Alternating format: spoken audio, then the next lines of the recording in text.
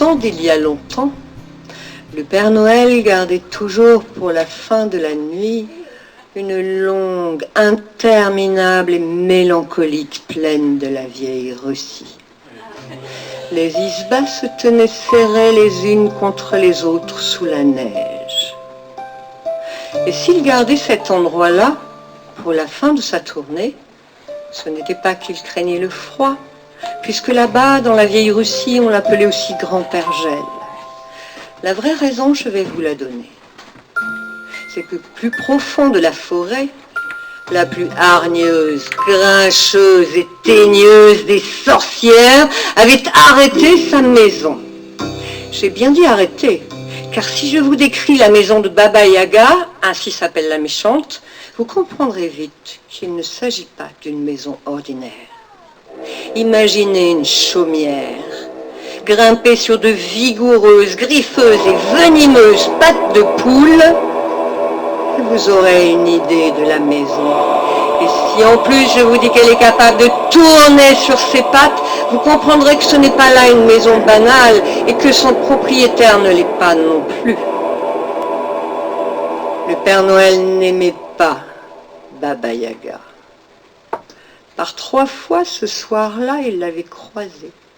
Les 2 premières fois, il avait fait semblant de ne pas la voir. Quant à la 3e fois, il en était encore tout vexé.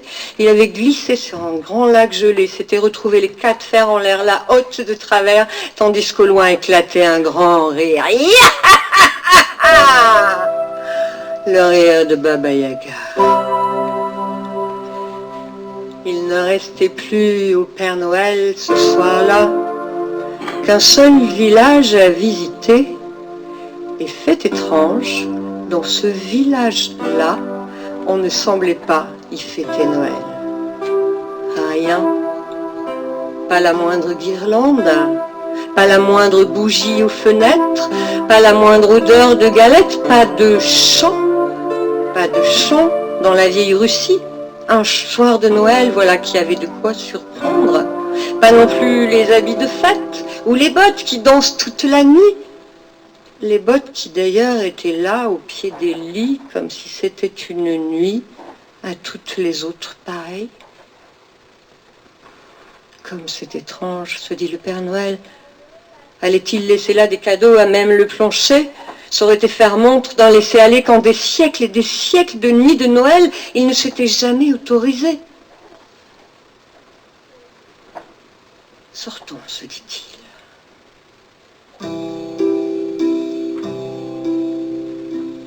Tous les ans, revient pour lui le même problème.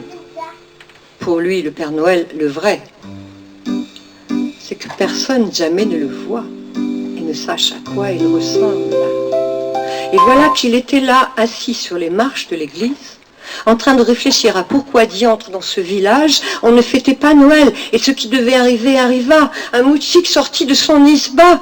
Vite, le Père Noël a essayé de s'échapper, mais c'était trop tard, beaucoup trop tard.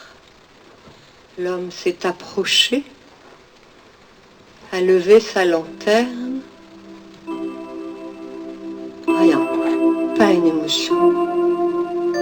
Il a rebaissé sa lanterne et il est parti vaquer à ses occupations. Et au loin, il entendit un grand rire. Le rire de Baba Yaga, la sorcière. C'est donc toi qui es à l'origine de tout cela. Tu vas voir si je t'attrape. Alors il a tapé ses bottes l'une contre l'autre pour enlever la neige. Il a mis son capuchon sur ses sourcils broussailleux. Et le voilà parti. Comment le Père Noël fait-il le tour entier de la terre dans cette nuit de Noël pour déposer partout cadeaux et bonheur? Certains imaginent un renne, ou un traîneau plutôt, traîné par des rennes. D'autres, peut-être plus poètes, l'imaginent survenant avec le crépitement d'une averse, filant sur un rayon de lune, ou chevauchant une étoile filante. Toujours est-il que ce ne sont pas 2 pattes de poule, même venimeuses, griffeuses, et tout ce que vous voudrez, qui vont arriver à le prendre de vitesse. Et court la chaumière, entre les bouleaux, les sapins, dans la forêt, et court, à l'intérieur la sorcière, le chapeau de travers, et secouée dans tous les sens, et court, un grand lac, impossible pour la chaumière de traverser. Alors elle se met à tourner, tandis que crisse le rire de la sorcière.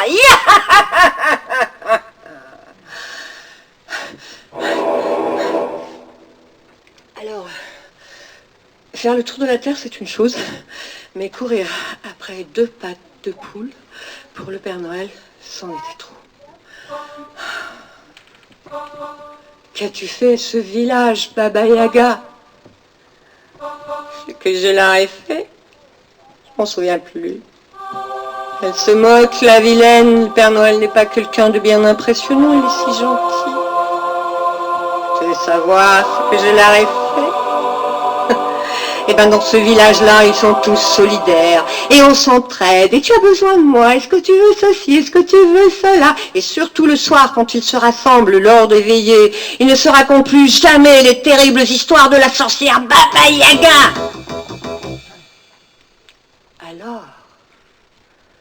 Alors, je leur ai ôté la mémoire. Là-dessus, les pattes de poule piétinèrent et s'enfuit la chaumière.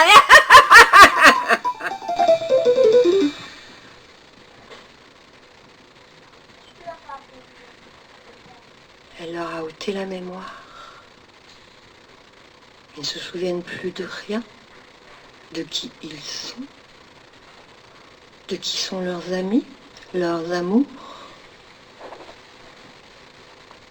Ils ne se souviennent plus de leurs souvenirs, heureux, malheureux, de leur vie.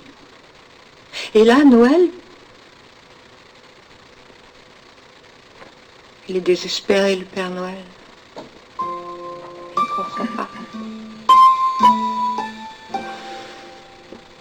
Alors il va rester là. Il va rester là tant qu'au ciel brille encore une étoile. Il restera là. Et puis tout espoir perdu de finir la nuit s'en ira dans les lieux de mystère où il réside.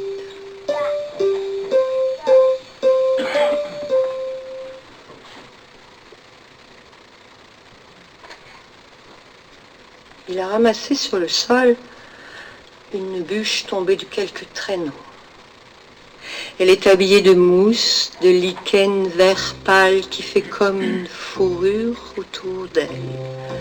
Il la contemple. Et puis de sa hotte, il tire un violon dont il joue 3 notes.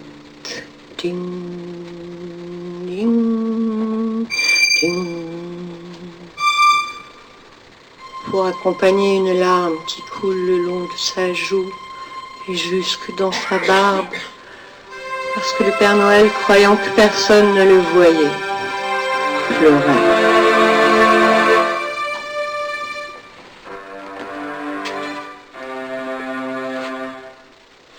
Igor s'en revient de Moscou.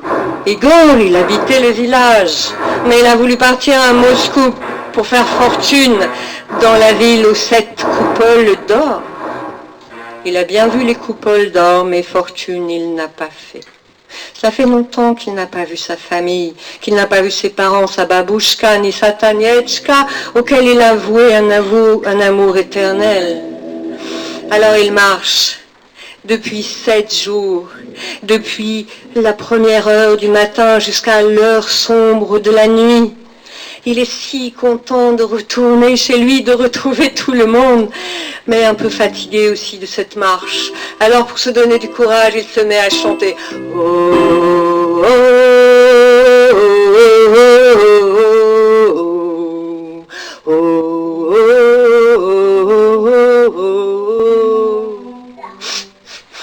Le Père Noël renifle pour mieux entendre, pour mieux comprendre. Et il entend et il comprend. Baba Yaga, à mon tour de te jouer un tour à ma façon. Tu ne savais pas que dans ce village-là, un des habitants ne subirait pas ton sort. Alors, sur la bûche ramassée, le Père Noël souffle 3 fois.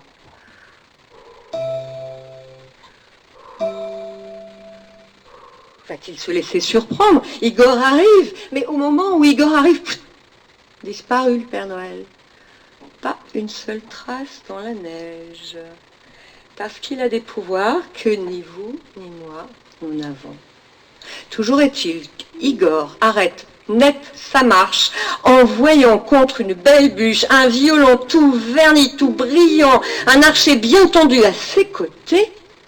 Ah, sûrement il est à quelqu'un. Oui, il y a quelqu'un. Je le vois. Il l'avait déjà sous le menton pour en jouer quelques notes. Igor, mon ami, vas-tu laisser ainsi une belle bûche quand chez toi tu vas avoir feu chétif et maigre bouillon? Il ramasse la bûche et la bûche sous le bras, le violon sous l'autre, amenant avec lui joie et bonheur. Le voilà parti jusqu'au village.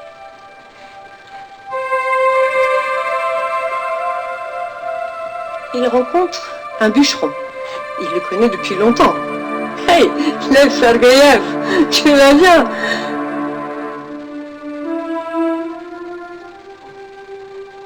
Sur le pas de la porte, il y a une femme. Elle balaye la neige. Cette femme-là, c'est Masha. Masha, elle a élevé tous les enfants du village, elle les connaît tous, et Igor aussi, forcément. Alors Igor est tout content, il se précipite. Hey, Masha, Masha! Je me souviens pas. Et toi, Anton Maximovitch? Et toi, Lev Sergeyev? Et toi? Et toi? Et... Je me souviens pas. Non, je connais pas. Là-bas, de l'autre côté du village, il voit une forme sombre s'appuyant sur une canne. C'est son père. Alors déjà, il est tout content, prêt à l'embrasser, à le prendre dans ses bras, à le serrer. Père, je suis de retour. Je suis Igor, ton fils, Igor Stepanovitch Temervin.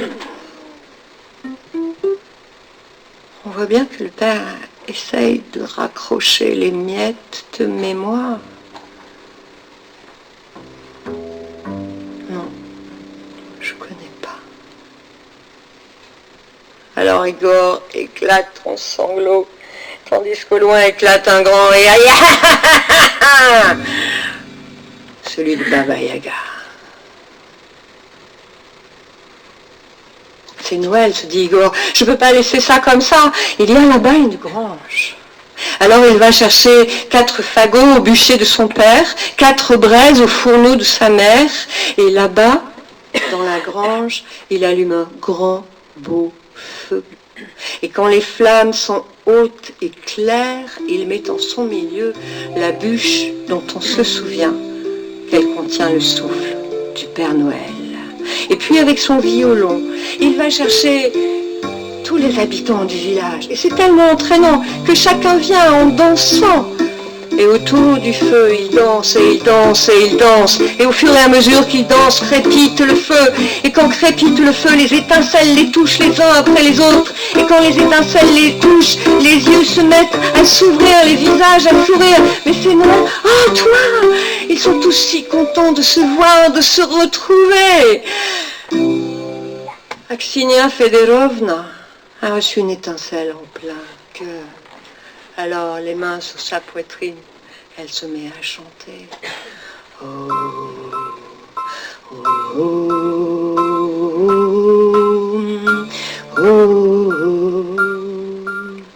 oh, oh. Là-bas, sous un toit, à l'angle d'une maison, le Père Noël a tout vu. Il se frotte un peu les yeux parce qu'il n'est jamais resté aussi longtemps. Et pour se donner un peu de courage, il se parle. Alors là, c'est une petite fille, je vais mettre une poupée, là, un petit train, là je mets ci, là je mets ça, on va faire comme ça. Il ne resta bientôt plus dans sa hotte une vieille sorcière de feutre noir dont personne n'aurait voulu. Alors, il la jeta. Et puis, il repartit dans les lieux de mystère où il réside. Là-bas, dans la grange, la fête se termine. La neige recommence à tomber, doucement, lentement, recouvrant la sorcière de feutre noir. Le clocher de l'église se met à tinter. Dong, dong, dong. Et se tait un grand rire, à tout jamais le rire de Baba Yaga.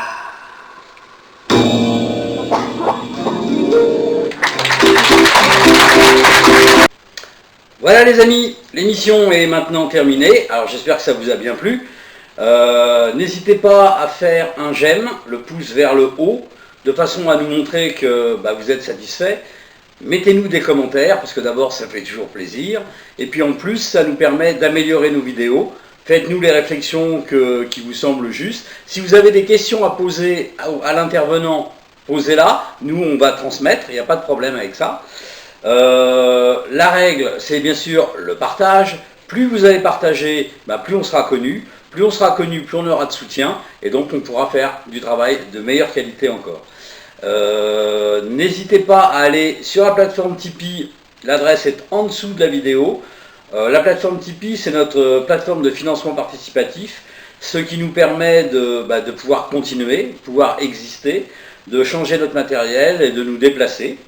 Donc vous pouvez faire un don de 1 euro à, je sais pas moi, 1 million d'euros, si ça vous fait plaisir, d'une manière mensuelle, donc avec un engagement, ou d'une manière ponctuelle, c'est-à-dire juste une fois. Plus on aura de sous de votre part, plus on aura un budget prévisionnel conséquent, et donc plus on pourra prévoir de vidéos. On pourra prévoir aussi de changer notre matériel, encore une fois, de façon à avoir un matériel encore plus performant. Actuellement, on sort une vidéo par semaine, tous les lundis. Et là, le but de cette année, c'est progressivement d'arriver à 2 vidéos, donc une autre le jeudi. Donc vous allez voir apparaître des nouvelles vidéos de temps en temps, mais de plus en plus souvent le jeudi. Donc pour arriver à 2 vidéos. Pour ça, on a besoin de vous, parce que sans vous, sans votre argent, qui est le nerf de la guerre, malheureusement, on ne pourrait pas exister. Donc je vous remercie d'avance pour votre soutien, et je vous dis à bientôt pour de prochaines aventures. Au revoir.